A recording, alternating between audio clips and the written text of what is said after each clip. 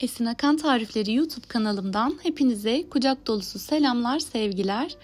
Bugün pamuk gibi yumuşacık dokusu ve muhteşem görüntüsüyle ikram ettiğiniz herkesin çok beğeneceği, severek tüketeceğiniz bir rulo pasta tarifi getirdim. Buyurun hemen tarif detaylarına geçiyorum.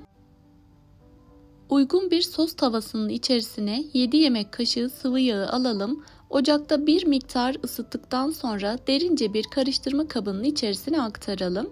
Üzerine 3 yemek kaşığı toz şeker, 3 yemek kaşığı su ilave ettikten sonra tel çırpıcıyla malzemeleri şöyle bir karıştıralım. Az malzeme ile muhteşem lezzetli bir rulo pasta tarifi oluyor. Üzerine 4 yemek kaşığı un, 1 paket vanilya, yarım paket kabartma tozunu da ilave ettikten sonra malzemelerin tamamını tekrar karıştırıyorum. Kullanmış olduğum malzemeleri her zaman olduğu gibi açıklamalar kısmına ekliyorum. Detaylıca oradan da bakarak faydalanabilirsiniz. Sonrasında üzerine 4 adet yumurta sarısını tek tek olacak şekilde ilave ederek bir yandan da tel çırpıcıyla karıştırmaya devam edelim. Mutlaka bir yumurta sarısını tamamen karışıma yedirdikten sonra diğerini eklemeyi unutmayalım. Bu rulo pasta tarifini denedikten sonra diğer pasta tariflerinden oldukça farklı ve oldukça lezzetli olduğunu sizler de göreceksiniz. Evet, karışımımız neredeyse hazır. Bunu bir kenara alarak diğer yandan 4 adet yumurta akını bir kaba alıyorum. Üzerine bir fiske tuz ilave ettikten sonra mikserle çırpmaya başlıyorum. Karışım köpük köpük olup hafif kabardıktan sonra üzerine 5 yemek kaşığı pudra şekerini 3-4 defada olacak şekilde ekleyerek bir yandan mikserle çırpmaya devam ediyorum. Karışım koyu krem şanti kıvamı alana kadar mikserle çırpalım. Bu arada bu pasta tarifi buzluk için de uygundur.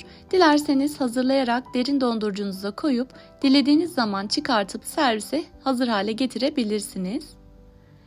Evet, şimdi hazırlamış olduğumuz yumurta sarılı karışıma hazırlamış olduğumuz yumurta aklarını yine 3-4 defada olacak şekilde ekleyerek spatula ile karıştırıp tamamen birbirine yedirelim.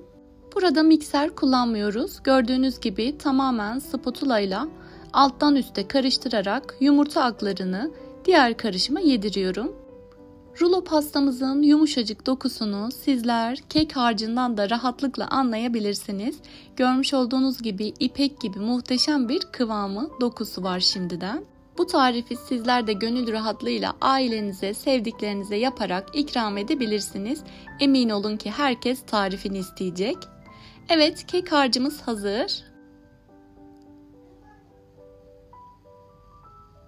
Üzerindeki desenleri hazırlamak için kek harcımızdan bir miktar ayırıyoruz. 2'şer kaşık olacak şekilde ayrı ayrı kaselere kek harcımızdan ayırıyorum.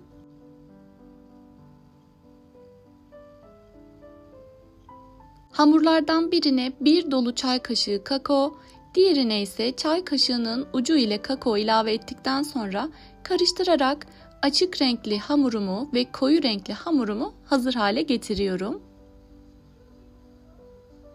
Bu rulo pasta tarifini sadece kakaolu veya sadece beyaz olacak şekilde de hazırlayabilirsiniz. Kanalımda kakaolu ve sade halini de görebilirsiniz. Evet, hazırlamış olduğumuz kek harcımızı yağlı kağıt serili fırın tepsisine boşaltalım ve her yerine gelecek şekilde spatula ile yayalım.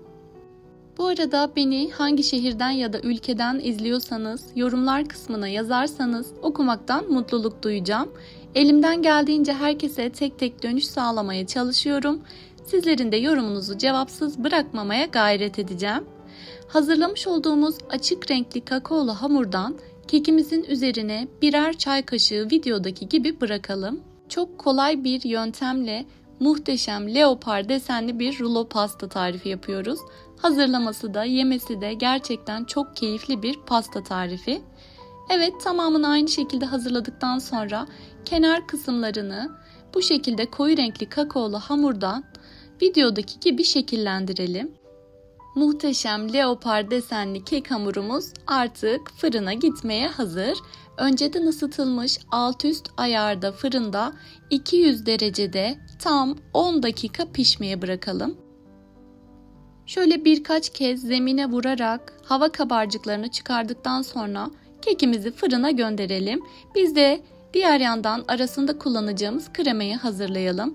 300 ml süt, 1 poşet toz krem şanti ve 3 yemek kaşığı toz pasta kremasını kabın içerisine alıyorum. Mikserle koyulaşıp kıvam alana kadar çırpıyorum. Bu arada kekimiz pişti. Üzerine bir yağlı kağıt kapatıyorum. Bir tepsi yardımıyla ters çeviriyorum ve altındaki pişirme kağıdını dikkatlice kaldırıyorum. Bu sayede rulo yaparken hazırlamış olduğumuz leopar desenli kısım üstte kalmış olacak. Yağlı kağıttan kurtardığımız kekimiz tamamen ılıyana kadar bekleyelim. Ilıdıktan sonra hazırlamış olduğumuz kremayı üzerine koyalım ve her yerine gelecek şekilde sürelim. Sizler de bu pasta tarifini bir kez denediğinizde eminim vazgeçemeyeceğiniz rulo pasta tariflerinizden olacak. Hazırlaması çok pratik, yemesi çok keyifli, ağızda eriyen pamuk gibi bir rulo pasta tarifi. Evet, yağlı kağıdın bir ucundan başlayarak pastamızı rulo olacak şekilde saralım. Tarifi tüm detaylarıyla sizlere göstermeye çalıştım arkadaşlar. Görmüş olduğunuz gibi deseni bu şekilde. Evet, uygun bir kabın içerisine alarak en az 1-2 saat dolapta dinlendirelim. Sonrasında dilimleyip servis etmeye hazırdır. Söylemiş olduğum gibi buzluğunuza kaldırarak istediğiniz zaman çıkartıp servis edebilirsiniz. Ben 1 saat dinlendikten sonra sizler için şöyle bir dilim alıyorum. Kıvamını, dokusunu yakından göstererek videomun sonuna doğru yaklaşıyorum. Umarım buraya kadar izlemiş ve tarifimden keyif almışsınızdır. Deneyecek olan arkadaşlarımın şimdiden ellerine sağlık. O güzel yorumlarınızı, beğenilerinizi esirgemeyin lütfen. Kanalıma hala abone değilseniz abone olmayı, yorum ve beğenilerinizle kanalıma destek olmayı unutmayın lütfen. Evet, sizlerle beraber bir tarifin daha sonuna geldik. Güzel tariflerde buluşabilmek dileğiyle inşallah. Afiyetle kalın, hoşça kalın.